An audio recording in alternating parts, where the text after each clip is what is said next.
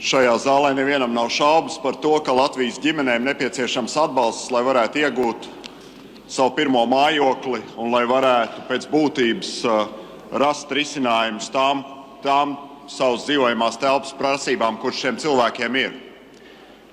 Bet vai jūs zinat, kolēģi, ka tā nauda, ko mēs ar grūtībām sakasam Latvijas ģimenēm, netiek visadota 100% Latvijas ģimenēm, bet tiek dota arī trešo valstu pilsoņiem? Tad mans un mūsu pārējo kolēģi jautājums ekonomikas ministram ir ļoti vienkāršs.